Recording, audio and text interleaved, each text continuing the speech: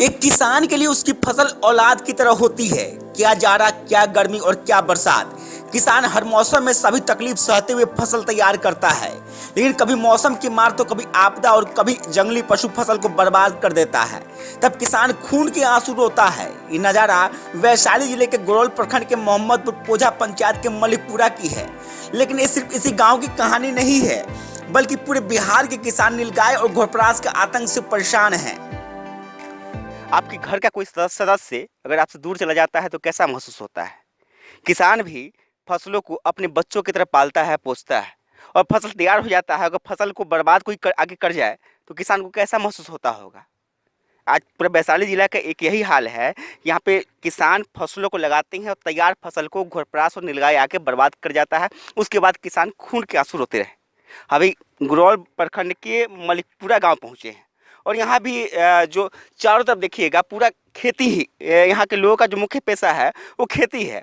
खेती पर लोग आश्रित है। लोगों का कहना है कि फसल तो हम लगाते हैं, फसल तैयार अच्छा भी होता है, लेकिन जब काटने की बारी आती है तो घोड़परास और नीलगाय आके सारे फसलों को चट कर जाता है। तंबाकू का फसल है, तंबाकू को घोड़परास नीलगाय खाते नहीं है, लेकिन उनके आने से, खेत में प्रवेश करने से इसका जो पत्ता होता है तंबाकू का, जो ये देखिएगा पेड़, देखिएगा पेड़ का जो ये पत्ता है, यही असली, इसी का पैसा मिलता है और घोड़परास आके इसी को तोड़ जाता है।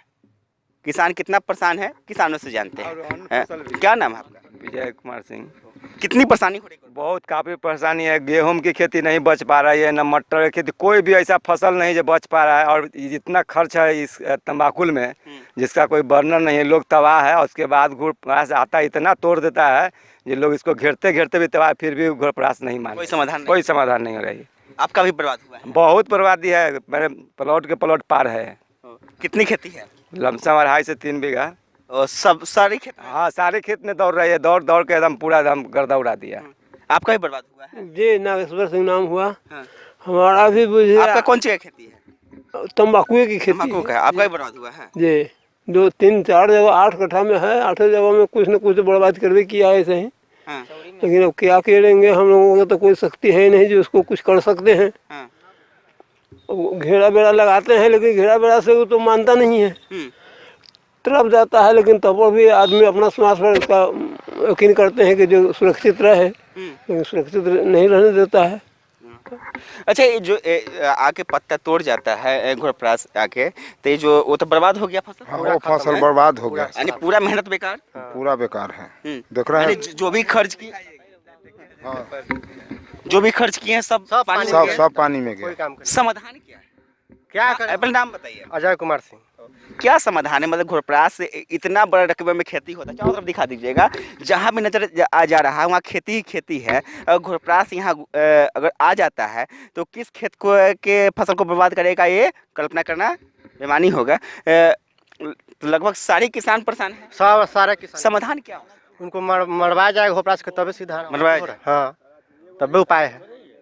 तो प्रखंड के कृषि अधिकारी है या आपके कोई जनप्रतिनिधि है, वो मदद नहीं कर रहे हैं? कहाँ कोई नहीं आता है, नहीं आता है? कोई पूछता नहीं।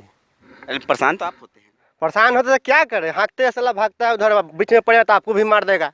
कितना खतरा होता है। सिंह वाले जो है तो आदमी पर भी टूट पड़ता है।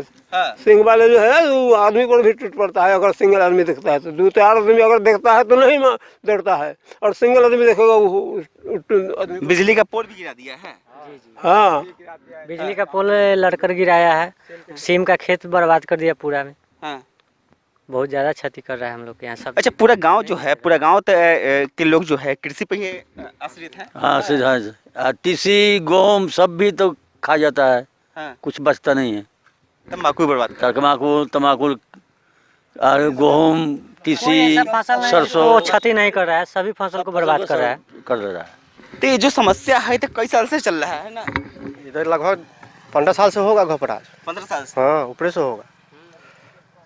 बहुत परेशानी किए हुए है। कौन एक्शन लिए? पुराने विधायक जी इस पर एक्शन लिए थे। 2-4 घोड़परास को गायब करवाए यहाँ से, लेकिन कोई ऐसा फिर वही स्थिति है जो पहले था।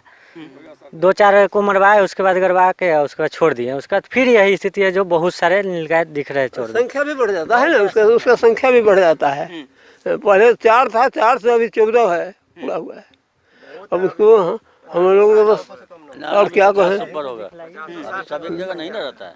50-60 की संख्या में है। अच्छा, तो नए विधायक जो बन के आए हैं उनसे इस बारे में बात नहीं की है? हाँ नहीं, अभी तो तत्काल चुन्नू पटेल जी बने हैं अभी विधायक, लेकिन हम लोग ये चर्चा नहीं की, इधर अभी अबे नहीं किए वो, लेकिन ऐसा लोग चर्चा डाल दिया है। लेकिन अभी इसका दिल्ली में बैठी हुई सरकार जो है वो कहती है कि नहीं, हम किसानों के हित में काम कर रहे हैं, किसानों की आमदनी दोगुनी हो जाएगी। इससे दोगुनी हो जाएगी? नहीं, कोई ऐसा चीज़ नहीं है जिससे दुगनी होगी। इतना हानिकारक हो रही है घोर परास लेके, जनता यहाँ का दम तबाह है। कोई उपाय नहीं है, कोई चारा नहीं चलता है। सुबह उठता है लोग, खैनी देखने आता है, खून का आंसू रोग रोता है। अब इतना खर्चा करने के बाद ये स्थिति है तो क्या करेगा लोग। अच्छा, तंबाकू की खेती में एक चीज़ बताइएगा, 1 कट्ठा खेती करने में कितना लागत आता होगा, कितना खर्च होता है? वो एक कट्ठा में तो कम से कम 5,000-6,000 रुपया लगता है। यानी घोरपरास आ गया था, 5,000 आपका पानी में चला गया। पानी में चला गया।